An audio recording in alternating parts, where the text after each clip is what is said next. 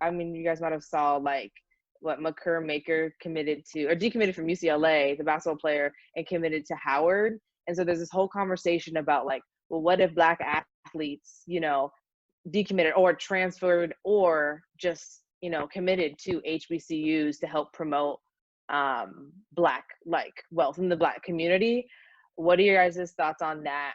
And what do you think you would have needed as a support from the whole Black community to make that transition actually like feasible? Because I know it's a lot more than just putting on an 18-year-old basketball player and say like, hey, just commit here.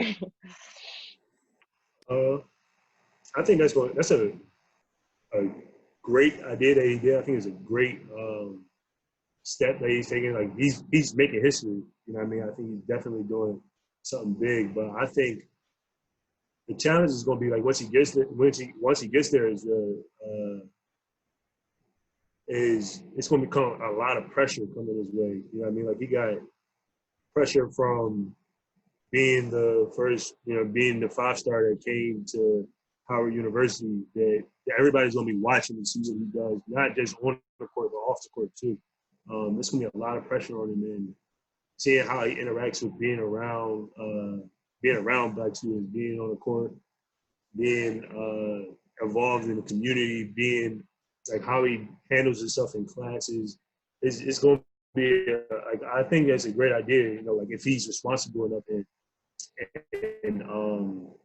he uses the power that he has the right way, I think that's going to be something important. That I think that if anybody does it, they should understand that what comes with it. It's not just you're a basketball player at Howard University, go crazy, be there and do whatever you want to do. Like you got to take advantage of the classroom. You got to be a leader. You know what I mean? I think that hopefully he does that, and I'm praying that he does. I hope that he has success in what he's doing. But that's going to be the main thing if he's really trying to change what's going on around us. You have to be a leader. You have to lead. You have to lead the right way.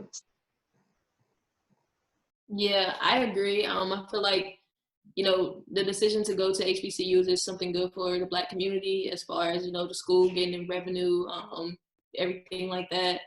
But I also feel like at the same time, to each his own. I feel like if you're like a top caliber player, 5-star, and you want to go to a HBCU, that's amazing. But I also feel like at the same time, if you're, you know, say like you're like a 3-star and, you know, you don't really have, you know, hopes to go to like the NBA or something like that, you're not a one and done, why not take these, you know, these other schools that, you know, can offer a lot more? Because nothing against HBCUs, but as of now, everyone knows that HBCUs, you know, we lack the revenue, so it's not, you know, a lot of resources that comes with HBCUs.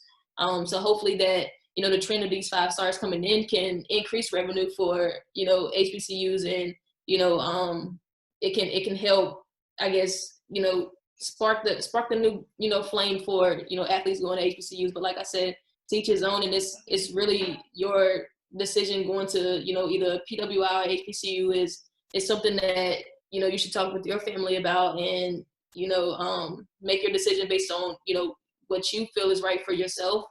It shouldn't be something that you're pressured into doing. And I hope a lot of athletes that, you know, maybe watch this can, you know, kind of take that note. And, you know, like making my decision to go to Duke, I thought beyond basketball, and I was like, you know, Duke can provide me with a lot of resources. They can provide me with something that, a degree that, you know, a lot of schools can't offer. So that's kind of like my advice for that. Yeah, going off of what you said, like if it makes sense, it makes sense. You know, the situation that you're in, depending on the coach, the coaching staff, like you said, the revenue is not the same. So like it'll definitely be a progress on how we can catch up HBCUs, athletic wise, because like just the resources is different. You know, to even compete at the same level with those big D1 schools, like who got the best trainers, nutrition programs, you know, all this extra stuff that goes along with the game of basketball. You might not be able to get that opportunity and those resources at HBCU right now. But I mean, the changes that's going on right now that could in the future build, and we can actually be on like a balanced playing field. But that'll be over time.